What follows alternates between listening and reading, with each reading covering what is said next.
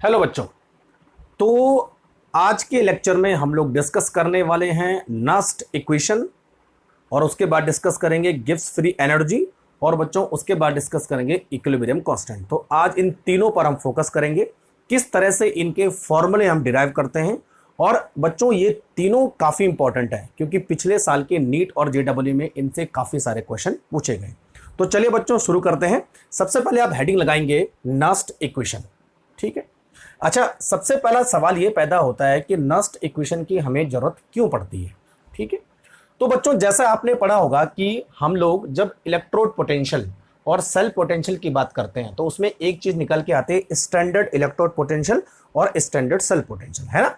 तो standard electrode potential को हम ई नॉट से डिनोट करते हैं और स्टैंडर्ड सेल पोटेंशियल को हम ई नॉट सेल से डिनोट करते हैं। स्टैंडर्ड जहां पर आ गया इसका मतलब वहां पे कॉन्सेंट्रेशन फिक्स है। कितनी कॉन्सेंट्रेशन है? 1 मोल कॉन्सेंट्रेशन। और टेम्परेचर कितना है वहां पर? 298 केल्विन, ठीक है।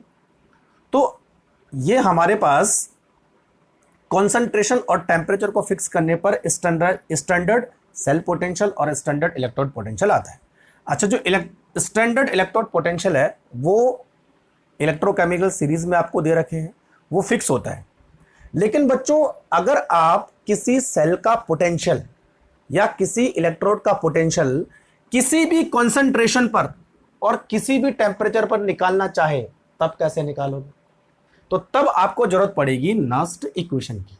यानी कॉन्सेंट्रेशन 1 मोलर से अलग होती है या टेम्परेचर अलग होता है, तब क्या करोगे, है ना। तो तब जरूरत पड़ती है आपको बच्चों नस्ट इक्वेशन की। तो नस्ट इक्वेशन का जो मेन इंपॉर्टेंस है वो यही है कि किसी सेल का पोटेंशियल या किसी इलेक्ट्रोड का पोटेंशियल आप किसी भी कंसंट्रेशन और टेम्परेचर पे निकाल सकते हैं।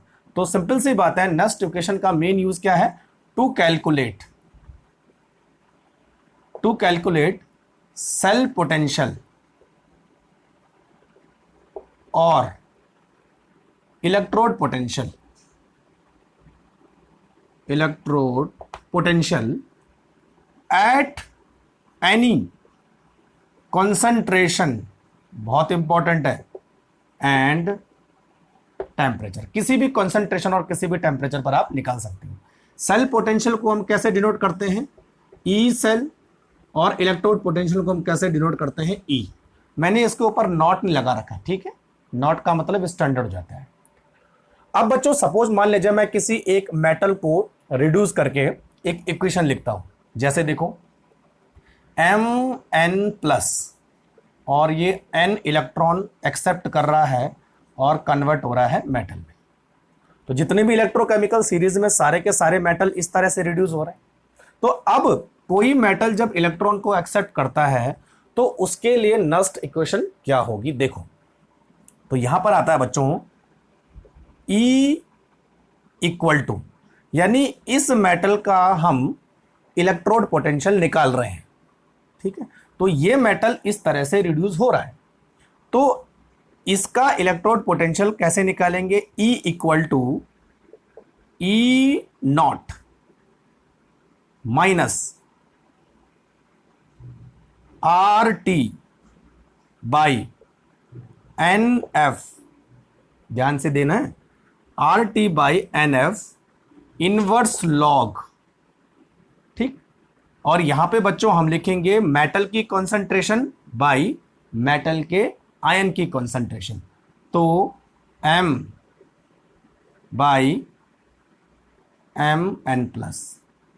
समझ में आई? This is a Nernst equation. समझ में बात आ गई, ठीक। अब इन सब का मतलब लिख देते हैं कि मतलब क्या क्या होता है।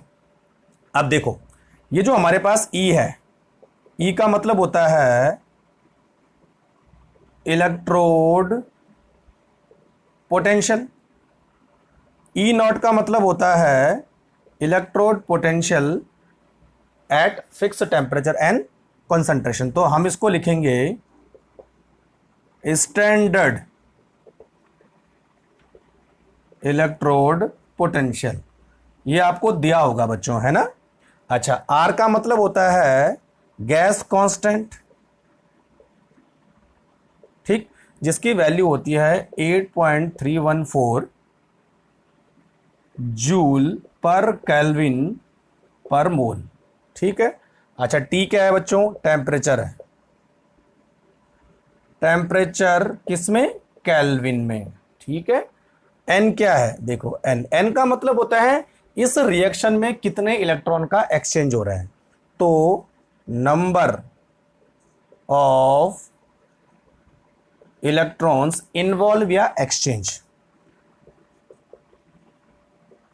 एक्सचेंज। ठीक है। अब क्या बचा? एफ। एफ का मतलब होता है बच्चों फैराडे कांस्टेंट। फैराडे कांस्टेंट, और फैराडे कांस्टेंट कितना होता है? 96500 कूलाम पर मोल, है ना? आपने पढ़ा होगा फैराडे कांस्टेंट के बारे में। अच्छा, अब देखो इतना हो गया। अब क्या बचा? एम। एम का मतलब होता है बच्चों मेटल की कॉन्सेंट्रेशन। ठीक है। और एम प्लस मतलब जिस मेटल, जिस सोल्यूशन में वो मेटल डिप्ड हो रखा है उसकी कॉन्सेंट्रेशन। ठीक। तो एम का मतलब होता है कॉन्सेंट्रेशन ऑफ मेटल, और M N plus concentration of solution. ठीक है।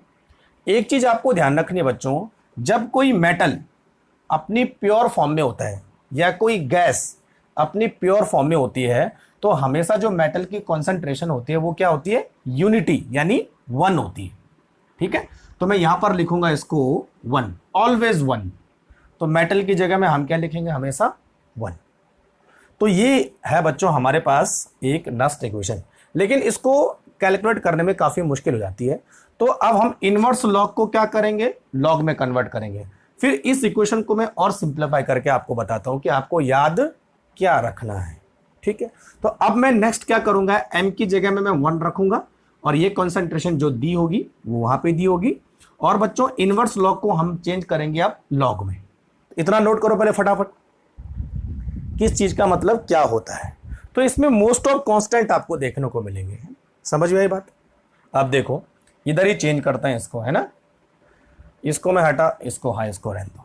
अब देखो बच्चों, E equal to E not minus 2.303 by N F, और यहां रहने वाला है आर टी। ठीक है। और अब हम करेंगे लॉग। देखो लॉग लगा दिया मैंने, और ऊपर लिखेंगे 1 और नीचे लिखेंगे मेटल की कॉन्सेंट्रेशन। ठीक है, बस ये हो गया। अब इसको और सिंप्लीफाई करते हैं। देखो आर की वैल्यू फिक्स है। ठीक है। एन की वैल्यू डिपेंड करती है कि इलेक्ट्रॉन का एक्सचेंज कितना हो रहा है, लेकिन एफ की वैल्यू फिक्स है। किस किस की वैल्यू फिक्स है? देखो आर की वैल्यू फिक्स है, एफ की वैल्यू फिक्स है। ठीक है। अच्छा, एक और चीज इंपॉर्टेंट बच्चों, जो टी है 99% केस में टी की वैल्यू हमेशा फिक्स होती है। 99% केस में, कुछ केस में टी की वैल्यू चेंज हो सकती है, तब आपको ये इक्वेशन लगानी है। लेकिन अगर टी की वैल्यू फिक्स है, यानी T equal to 298 kelvin, most of इतना ही होता है, डी होता है 298 केल्विन, तो टी की वैल्यू फिक्स हो गई। तो अब एफ की वैल्यू फिक्स हो गई, आर की वैल्यू फिक्स हो गई, टी की वैल्यू फिक्स हो गई, और 2.303 तो आई। तो अब 1 2 3 4 इन सबको मैं कैलकुलेट करूं तो एक और सिंप्लीफाई इक्वेशन आती है। देखो E equal to E not minus 0.0591 by N and log 1 by metal की कॉन्सेंट्रेशन। बस बच्चों ये आपको याद रखनी है, ये असली नेस्ट इक्वेशन हो गई 0.0591 इंटू एन, क्योंकि एन की वैल्यू हर मेटल के लिए चेंज होगी। कहीं पर 2 इलेक्ट्रॉन एक्सचेंज होंगे, कहीं पर 3 इलेक्ट्रॉन एक्सचेंज होंगे। समझ के बात आ गई? तो ये आपको याद रखनी है। तो ये असली नेस्ट इक्वेशन है। ये आपको दिया होगा और ये कॉन्सेंट्रेशन आपको दी होगी। ठीक है। सीधे से आपको इक्वेशन लिखनी है और ये देखना है कि कितने नंबर ऑफ इलेक्ट्रॉन वहां पर एक्सचेंज हो रहे हैं, तो आराम से निकल के आ जाएगा। ठीक है बच्चों, तो ये हमारे पास क्या हुई? Nernst equation. तो नस्ट इक्वेशन से हम किसी मेटल का इलेक्ट्रोड पोटेंशियल निकाल सकते हैं किसी भी कॉन्सेंट्रेशन पर। अगर टेम्परेचर फिक्स नहीं है तब आपको ये इक्वेशन लिखनी है, टेम्परेचर फिक्स है तो ये इक्वेशन लिखनी है। ठीक है, चलो, तो ये हुआ बच्चों हमारे पास नस्ट इक्वेशन। ठीक है, तो इतना सारा झमेला हमने नस्ट इक्वेशन के लिए कर रखा है। अच्छा, अब मैं आपको एक एग्जाम्पल देके बताता हूं कि अगर हमारे पास कोई जिंक का इलेक्ट्रोड होता है, यानी कोई रियल इलेक्ट्रोड होता है, तो उसमें हम नस्ट इक्वेशन कैसे लिखेंगे। ठीक है, तो अब हमारे पास है, देखो बच्चों, जिंक Zn, तो Zn में क्या होता है, +2 एंड 2 इलेक्ट्रॉन एक्सेप्ट करेगा, क्या बनाएगा, Zn। ठीक है, तो ये होते हैं बच्चों एक्वस और ये होता है सॉलिड। तो इसके लिए अब हमें नस्ट इक्वेशन लिखनी है। तो सबसे पहले यहां पर n की वैल्यू कितनी होगी बच्चों, n का मतलब होता है नंबर ऑफ इलेक्ट्रॉन एक्सचेंज। कितने इलेक्ट्रॉन का एक्सचेंज हो रहा है, 2 का एक्सचेंज हो रहा है, तो n की जगह में हम क्या लिखेंगे, 2। ठीक है, तो अब देखो E = E0, तो आपको पता है जिंक का E0 है ना, -0.76, तो वो दिया होगा आपको, ये आपको याद होना चाहिए, -0.0591 बाई n की जगह में हमने क्या लिखा, 2। ठीक है, और अब हम लिखेंगे लॉग, और Zn की कॉन्सेंट्रेशन मैंने कहा हमेशा फिक्स होती है 1, और Zn प्लस ये जो सोल्यूशन में जो है डिप्ट हुआ है इसकी कॉन्सेंट्रेशन दी होगी आपको, तो यहां पर आपको लिखना है Zn2+ और इसकी कॉन्सेंट्रेशन, तो बात खत्म हो गई। तो ये हमारे पास किसी भी इलेक्ट्रोड के इलेक्ट्रोड पोटेंशियल को निकालने वाली इक्वेशन है। तो Zn के लिए, निकल के लिए, कॉपर के लिए, किसी के लिए भी आप इलेक्ट्रोड पोटेंशियल निकाल सकते हो। ठीक है बच्चों, समझ में आई बात, चलो क्लियर। अब हम बात करते हैं Nernst equation for cell potential, या किसी सेल के लिए नेस्ट इक्वेशन कैसे करते हैं, यानी सेल पोटेंशियल हमने निकालना है। ठीक है बच्चों, तो अभी हमने केवल इलेक्ट्रोड के बारे में बात की थी, अब हम सेल के बारे में बात करेंगे। ठीक है, तो टू कैलकुलेट सेल पोटेंशियल है ना, देखो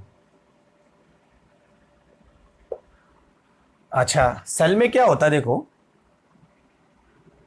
सपोज मान लीजिए मैं जिंक और कॉपर वाला सेल ले रहा हूं, तो Zn सॉलिड प्लस कॉपर 2+, ऐसे होता है, यानी कॉपर सल्फेट। आगे बढ़ो, Zn2+ एंड कॉपर सॉलिड, ऐसे होता है। कॉपर 2+ की जगह में कॉपर सल्फेट ले सकते हैं, Zn2+ की जगह में Zn सल्फेट भी ले सकते हैं। ठीक, तो ये बच्चों एक सेल रिएक्शन हुई। ठीक है, अब इस सेल रिएक्शन के लिए हमें नस्ट इक्वेशन कैसे लिखनी, देखो, तो E की जगह में क्या हो जाएगा, E cell equal to E0 की जगह में क्या होगा, E0 सेल, है ना, -0.0591 बाई n की जगह में बच्चों कितने इलेक्ट्रॉन एक्सचेंज हो रहे हैं, 2 इलेक्ट्रॉन, तो हम यहां पर n लिखेंगे 2, डिपेंड करता है कि रिएक्शन कौन सी, ध्यान रखें। तो मैं यहां पर लिखूंगा 2 और उधर लिखेंगे हम लॉग। अब इस समय देखो बच्चों, ये Zn ऊपर लिखा जाएगा और ये कॉपर क्या लिखा जाएगा, नीचे लिखा जाएगा। तो 2 सॉल्यूशन है हमारे पास, तो Zn की कॉन्सेंट्रेशन बाई कॉपर की कॉन्सेंट्रेशन, बस।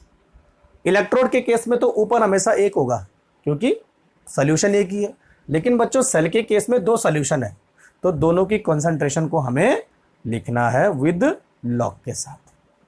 तो ये हो गया हमारे पास क्या, एक सेल के लिए सेल पोटेंशियल निकालने का तरीका। ठीक, अच्छा अब देखो, अगर मान लिया जाए कुछ इस तरह की रिएक्शन हो, है ना, देखो A और प्लस B, तो A के A मोल और B के B मोल आपस में रिएक्शन कर रहे हैं, क्या बना रहे हैं, C प्लस D, तो C के C मोल और D के D मोल, ये ऐसी रिएक्शन हो सकती है। तो इसके लिए नस्ट इक्वेशन क्या होगी, वेरी सिंपल, है ना, E cell equal to E0 cell -0.0591 by n, log इन दोनों की कॉन्सेंट्रेशन को ऊपर लिखेंगे, C की कॉन्सेंट्रेशन और इसके मोल इनटू D की कॉन्सेंट्रेशन और D के उसके मोल, ठीक है, बाई A की कॉन्सेंट्रेशन और A के मोल इनटू B की कॉन्सेंट्रेशन और B के मोल, बस जैसे हमने इसमें लिखा था। तो दोनों के बच्चों इस समय कॉन्सेंट्रेशन लिखा है, ठीक है। अच्छा देखो यहां पर मैं थोड़ा सा चेंज भी कर सकता हूं, ऐसा आप बोलोगे कि मैंने यहां पर CU की नहीं जोड़ा, तो बच्चों अगर हम यहां पर लिखेंगे CU की कॉन्सेंट्रेशन बाई इधर लिखेंगे Zn की कॉन्सेंट्रेशन, जैसे मैंने वहां पे लिखा है, तो CU जो है मेटल है और Zn भी मेटल है, तो दोनों जो है प्योर फॉर्म में है, तो मेटल की कॉन्सेंट्रेशन हमेशा क्या होती है 1, इसीलिए बच्चों इनको लिखने की जरूरत नहीं है, सीधे आप सोल्यूशन की कॉन्सेंट्रेशन लिखो। यहां पर इन दोनों के मोल दे रखे हैं इसलिए मैंने कॉन्सेंट्रेशन लिखी है, लेकिन अगर इन दोनों ये और ये कॉन्सेंट्रेशन यूनिटी होती है तो इधर लिखो चाहे नहीं लिखो कोई फर्क नहीं पड़ता, समझे मेरी बात, इसलिए ये मैंने नहीं लिखा है, ठीक है, तो इसलिए इसको हमने डायरेक्ट डिलीट कर दिया। क्लियर हो गया। तो नेक्स्ट इक्वेशन फॉर सेल और नेक्स्ट इक्वेशन फॉर इलेक्ट्रोड दोनों मैंने आपको बता दी, इसी पर हम लोग नेक्स्ट लेक्चर में क्या करेंगे, कैलकुलेशन सॉल्व करेंगे, ठीक है बच्चों। चलो अब हम बात करते हैं बच्चों इक्विलिब्रियम कांस्टेंट। तो नेक्स्ट इक्वेशन से ही हम इक्विलिब्रियम कांस्टेंट का पता लगाएंगे, है ना बच्चों। देखो तो यहां पर लिखेंगे इक्विलिब्रियम कांस्टेंट, इक्विलिब्रियम कांस्टेंट और इसको डिनोट करते हैं KC से, है ना, एंड नेक्स्ट इक्वेशन, ठीक है। चलो तो अब बच्चों देखो हमारे पास कोई रिएक्शन है और वो इक्विलिब्रियम में रहती है, तो उसको हम कैसे रिप्रेजेंट करते हैं। देखो अभी मैं Zn वाला एग्जांपल ले लेता हूं, Zn solid plus Cu2 plus, और इक्विलिब्रियम का साइन इस तरह से हमने बना दिया, आगे होगा Zn2 plus N plus Cu solid, ये एक्वस में और ये भी एक्वस में, ठीक है। तो ये इक्विलिब्रियम का साइन मैंने बना दिया। अच्छा जब भी बच्चों हम किसी सेल में 2 इलेक्ट्रोड लगाते हैं जैसे यहां पर लगे हैं, तो होगा क्या कि जो Zn है वो धीरे धीरे कम होगा, इसका मास कम होगा, और जो Cu है वो धीरे धीरे बढ़ेगा, ऐसे तो रहा ना। यहां पर क्या हो रहा है ऑक्सीडेशन, यहां पर क्या हो रहा है रिडक्शन। ऑक्सीडेशन वाले इलेक्ट्रोड का यानी एनोड का साइज कम होता जाता है और कैथोड का साइज बढ़ता जाता है, लेकिन एक समय बाद क्या होगा दोनों इक्विलिब्रियम में आ जाएंगे, तो रिएक्शन क्या हो जाएगी, स्टॉप हो जाएगी, वहां पे करंट बहना बंद हो जाएगा। तो अब बच्चों इसके लिए हम नेक्स्ट इक्वेशन कैसे लिखेंगे, देखो तो नेक्स्ट इक्वेशन हो जाएगी हमारे पास E cell equal to E not cell minus 0.0591 by N, ठीक है। और यहां पर हो जाएगा बच्चों लॉग Zn की, अच्छा 2 प्लस है ना कॉन्सेंट्रेशन बाई Cu की कॉन्सेंट्रेशन, ठीक है। अच्छा इतना। अब देखो 2 चीजें आपको ध्यान रखनी है एट इक्विलिब्रियम, एट इक्विलिब्रियम में क्या होता है। देखो इक्विलिब्रियम में बच्चों जो E सेल होगा वो 0 हो जाएगा, ध्यान रखना बहुत इंपॉर्टेंट है। E सेल बिकम 0, कोई भी करंट फ्लो नहीं करेगा, दोनों बराबर हो जाएंगे, ऐसे होता है इक्विलिब्रियम में, है ना। एक तो E सेल 0 हो जाएगा, दूसरा log Zn plus 2 by by Cu plus 2, ये दोनों क्या है इक्विलिब्रियम में, EQM। तो हम क्या लिख सकते हैं, देखो log Zn2 plus by Cu2 plus equilibrium equal to Kc, ये तो ना दोनों इक्विलिब्रियम है, तो दोनों के लिए इक्विलिब्रियम कांस्टेंट क्या होगा, Kc। तो बच्चों इसकी जगह में हम क्या लिख सकते हैं, log Kc। तो अब इक्वेशन को चेंज करते हैं। देखो ई सेल की जगह में क्या लिखेंगे, 0 minus E not cell equal to तो कहां से हो गया यार, ये इक्वल टू यहां होगा, है ना, 0 इक्वल टू, सॉरी, है ना, माइनस 0.0591 बाई एन। ठीक, और यहां पे लिखेंगे log Kc। तो ये एक रिएक्शन हो गई। अब देखो इसको इधर ले आओ तो रिएक्शन क्या बनी, दूसरे टाइप पर। इसको मिटा दूं मैं, इतना तो समझ में आ गया होगा आपको ना कि log Kc कहां से आया। तो अब जो दूसरी रिएक्शन बनी बच्चों हमारी, वो होगी ई सेल या sorry E not cell equal to 0.0591 by N log Kc। ये इक्वेशन बनी, ये वाली, क्योंकि या तो 0, इसको इधर लाओ तो माइनस हो जाएगा, सॉरी ये प्लस हो जाएगा, है ना। अब देखो यहां से अगर हमें Kc निकालना हो तो कैसे करेंगे, Kc इक्वल टू, ठीक है, तो क्या होगा बच्चों, देखो E not cell into n by 0.0591। तो यहां से आप log Kc की वैल्यू निकाल सकते हैं, सिंपल सी। ठीक है, देखो जरा फटाफट, ठीक लग रहा है, ठीक है ना।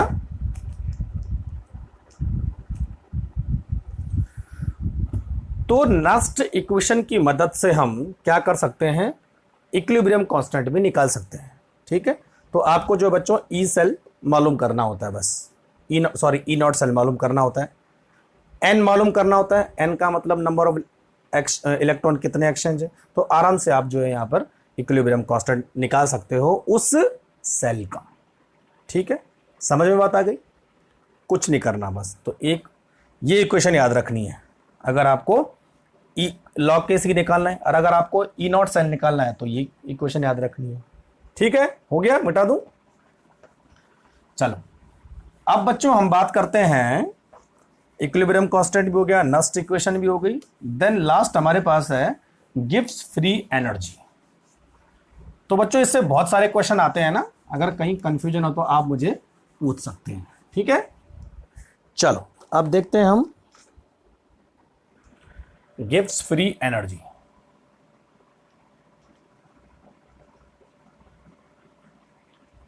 फ्री एनर्जी, और बच्चों गिब्स फ्री एनर्जी को हम डेल्टा जी से रिप्रेजेंट करते हैं। ठीक है, अच्छा अब गिब्स फ्री एनर्जी होता क्या है, तो गिब्स फ्री एनर्जी को हम किससे रिलेट करेंगे, नस्ट इक्वेशन। तो गिब्स फ्री एनर्जी प्लस, नहीं नस्ट इक्वेशन नहीं, हम इसको डिनोट करेंगे एंड ई नॉट सेल। यहां से हम ई नॉट सेल के बीच में और गिब्स फ्री एनर्जी के बीच में क्या रिलेशन है, और फिर मैं आपको थोड़ा सा ब्रीफ करूंगा कि what is Gibbs free energy. तो चलो बच्चों, हमारे पास एक सेल होता है जिसका नाम है इलेक्ट्रोकेमिकल सेल, मालूम है आपको, है ना, इलेक्ट्रोकेमिकल सेल। ठीक है, इलेक्ट्रोकेमिकल सेल क्या होता है, इलेक्ट्रोकेमिकल सेल वो डिवाइस होती है जो केमिकल एनर्जी को इलेक्ट्रिकल एनर्जी में चेंज करती है। तो इलेक्ट्रोकेमिकल सेल के अंदर कुछ खास तरह की रिएक्शन होती है जिनको हम नाम देते हैं रेडॉक्स रिएक्शन। और बच्चों रिडॉक्स रिएक्शन होने के बाद हमें क्या मिलता है, इलेक्ट्रिकल एनर्जी, इलेक्ट्रिकल एनर्जी। ये तो यानी इलेक्ट्रोकेमिकल सेल इलेक्ट्रिकल एनर्जी देता है with the help of redox reaction. ठीक है, अच्छा देखो अगर मैं किसी सेल को एक सिस्टम मान लूं, दिस इज कॉल्ड सिस्टम, और ये एक सेल है, तो बच्चों सेल के अंदर कुछ रिएक्शन हो रही है और सेल हमें एनर्जी दे रहा है। यानी system doing some work and produce energy. तो क्या होगा बच्चों, इस सिस्टम की जो एनर्जी है वो कम हो जाएगी। ये तो हुआ इलेक्ट्रोकेमिकल सेल ने रिडॉक्स रिएक्शन किया, इलेक्ट्रिकल एनर्जी उसने बाहर दी, हमें दी, हमने इलेक्ट्रिकल एनर्जी ली, तो सिस्टम की जो टोटल एनर्जी होती है वो थोड़ी सी कम हो जाएगी। ये बहुत इंपॉर्टेंट है, ठीक। यानी जब कोई सिस्टम काम करता है तो उसकी एनर्जी डिक्रीज हो जाती है, डिक्रीज ज्यादा अच्छा तरीके से लिखेंगे, है ना। तो इलेक्ट्रिकल एनर्जी प्रोड्यूस ज्यादा अच्छा होगा, इलेक्ट्रिकल एनर्जी प्रोड्यूस, ठीक है, and electrical energy produce decrease, ऐसा लिखेंगे इसे, डिक्रीज एनर्जी ऑफ सिस्टम। तो मैं एनर्जी ऑफ सिस्टम और जो इलेक्ट्रिकल एनर्जी है उसके बीच आपको कुछ कोरिलेशन कराने की कोशिश कर रहा हूं, ठीक। तो यहां पर सिस्टम ने कुछ काम किया, एनर्जी बाहर फेंकी, तो जो सिस्टम की एनर्जी है वो कम हो गई, decrease the energy of system, ठीक है बच्चों। और ये जो एनर्जी सिस्टम की डिक्रीज हुई है इसी को हम गिब्स फ्री एनर्जी बोलते हैं। तो जब कोई सिस्टम काम करता है तो उसकी एनर्जी कम हो जाती है, जब किसी सिस्टम पर काम होता है, हम किसी सिस्टम पर काम करते हैं यानी किसी सिस्टम को एनर्जी देते हैं तो उसकी एनर्जी बढ़ जाती है, ये ध्यान रखना है। तो इलेक्ट्रोकेमिकल सेल हमें एनर्जी देता है तो एनर्जी, इसकी एनर्जी कम हो गई। इलेक्ट्रोलाइटिक सेल पर हम एनर्जी देते हैं, उसको हम इलेक्ट्रिसिटी सप्लाई करते हैं, तब जाके वहां पर काम होता है, यानी सिस्टम पर काम किया जा रहा है तो वहां पर एनर्जी बढ़ जाएगी, ठीक है। मेरी समझे मेरी बात। तो बस इतना ही कंसेप्ट आपको समझाना है कि इलेक्ट्रोकेमिकल सेल रिडॉक्स रिएक्शन के थ्रू इलेक्ट्रिकल एनर्जी प्रोड्यूस करता है जो किसके बराबर होती है, वो उस सिस्टम की एनर्जी के डिक्रीज होने के बराबर होती है, ठीक है। अच्छा, एक और चीज आपको समझना है कि जो इलेक्ट्रिकल एनर्जी प्रोड्यूस होती है वो बच्चों किसके बराबर होती है, the electrical work done, electrical work done by the system, ठीक है। तो 1, 2 और 3 इन तीन चीजों में सेम सिस्टम है। इलेक्ट्रिकल एनर्जी प्रोड्यूस हुई, क्यों, क्योंकि सेल के अंदर इलेक्ट्रिकल काम हुआ है, electrical work done by the system, और सिस्टम क्या है, सेल। तो उस सिस्टम की एनर्जी क्या हो गई, कम हो गई। तो तीनों एक ही चीज हो गई, समझ में बात आ गई, ठीक है। अच्छा, अब देखो, तो हम ऐसा भी लिख सकते हैं कि जो इलेक्ट्रिकल एनर्जी प्रोड्यूस होती है वो किसके बराबर होती है, कंक्लूजन आया,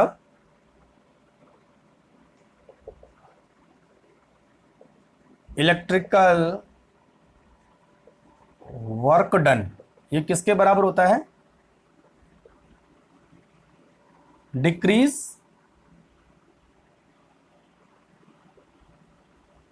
एनर्जी ऑफ सिस्टम। और बच्चों ये जो सिस्टम की एनर्जी कम हुई इसको हम बोलते हैं फ्री एनर्जी, और ज्यादा बोलना चाहे तो हम इसको बोल सकते हैं गिब्स फ्री एनर्जी, यानी डेल्टा जी, ठीक है। तो अब हम बात करते हैं बच्चों की इलेक्ट्रिकल वर्क डन को हम किस तरह से रिप्रेजेंट कर सकते हैं। तो इलेक्ट्रिकल वर्क डन का मतलब क्या हुआ, देखो, इलेक्ट्रिकल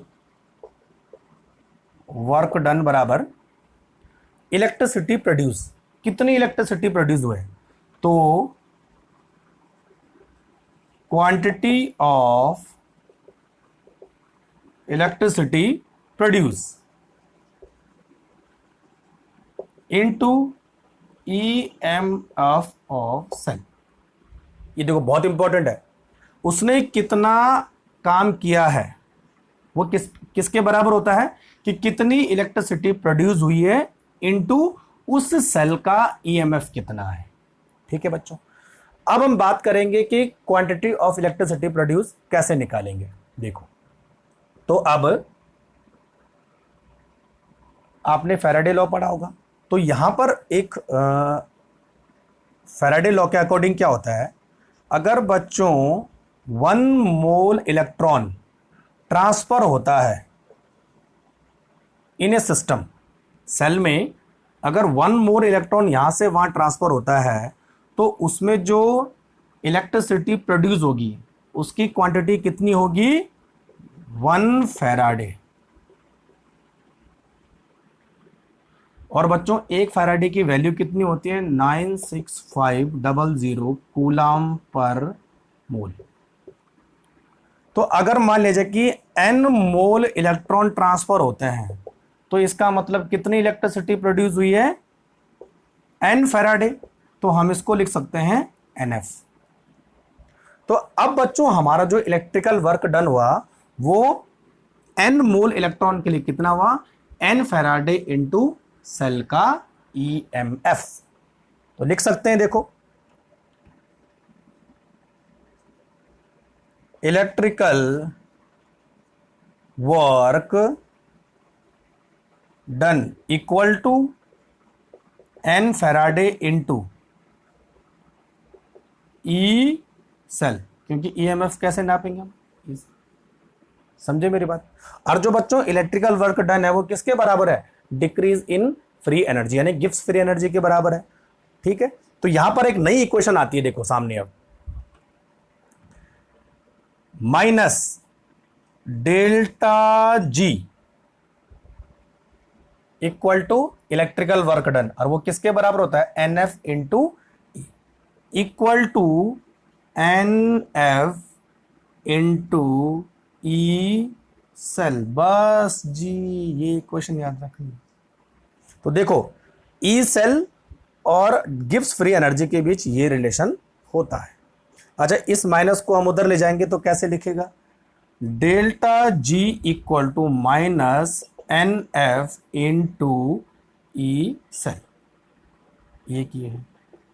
अच्छा, कई बार जो है, जैसे मान लीजिए कोई रिएक्शन है, कोई सेल है, तो उस पर डेल्टा के नीचे थोड़ा सा एक सिंबल बनाता है डेल्टा आर। तो इस आर का मतलब होता है बच्चों रिएक्शन, और हमेशा जो वैल्यू आएगी वो किस में आएगी? माइनस, क्योंकि माइनस साइन आगे लगा है। तो ये इक्वेशन आपको याद रखनी है। तो ई सेल की वैल्यू दी होगी, ठीक है, या आप निकाल सकते हैं। नंबर ऑफ इलेक्ट्रॉन कितने इन्वॉल्व है उस पर वो देख सकते हैं। फैराडे की वैल्यू कांस्टेंट होती है, तो आराम से आप गिव्स फ्री एनर्जी निकाल सकते हैं, या अगर गिव्स फ्री एनर्जी की वैल्यू दी होती है तो ई सेल निकाल सकते हैं। समझ में बात आ गई? ठीक है। अच्छा, अब देखो, तो यहां पर हमने ये मालूम कर लिया, ठीक है, समझ में बात आ गई कि गिव्स फ्री एनर्जी और ई सेल के बीच में क्या रिलेशन है। अब देखो बच्चों, एक और चीज मैं आपको बताने वाला हूं। अगर यहां पर हमारा जो सेल है वो स्टैंडर्ड फॉर्म में हो, यानी ई नॉट हो, तो अब हमारी जो इक्वेशन आएगी वो कैसे आएगी? देखो, Z equal to minus NF E not cell, और इसको भी लिखो G0। तो देखो यहां पर जो मैंने ऊपर नॉट लगा दिया, इसका मतलब हमने अब कॉन्सेंट्रेशन को फिक्स कर लिया और टेम्परेचर को फिक्स कर लिया, बस। तो नॉट मोस्टली ये नॉट के केस में पूछता है, अगर नॉट के केस में ना दिया तो इससे भी हम निकाल सकते हो। तो दोनों इक्वेशन आपको याद रखनी, एक ये वाली इक्वेशन और बच्चों एक ये वाली इक्वेशन, ठीक है। समझ में बात आ गई? नोट करो जरा फटाफट।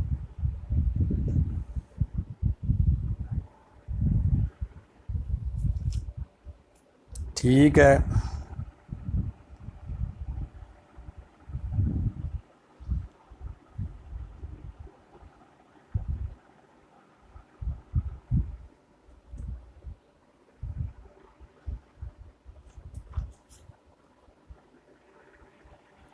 समझ में बात आ गई? चलो, अच्छा, अब बच्चों एक और चीज है। अगर आप डेल्टा जी और इक्विलिब्रियम कांस्टेंट के बीच में रिलेशन ढूंढ रहे हो तो यहां से भी आप पता कर सकते हो। देखो, relation between delta G and KC, ठीक है। अब देखो, ई सेल से हम केसी का मालूम कर सकते हैं, तो ई नॉट सेल इक्वल टू कितना था? 0.0591 by n into log K सी, ऐसा था। ठीक है, तो ई सेल की जगह में बच्चों क्या रखो, आप इसकी वैल्यू रख दो। तो देखो, तो यहां पर आ जाएगा बच्चों delta R G equal to minus N into F into 0.0591 by N into log K C. N से एन काट दो आप। ठीक है, तो लॉग के सी बराबर क्या होने वाला, देखो लॉग के सी बराबर डेल्टा जी इंटू क्या होने वाला है, एफ बाई, ये हो ना, ना एफ नहीं, एफ तो चला गया ना नीचे, तो ये नीचे आ जाएगा एफ इंटू 0.059, बस बात खत्म हो जाएगी, है ना। ठीक है, तो सिंपल सी बात है। तो यहां से आप जो है डेल्टा जी और लॉग के सी के बीच में भी रिलेशन पता कर सकते हैं। ठीक है बच्चों,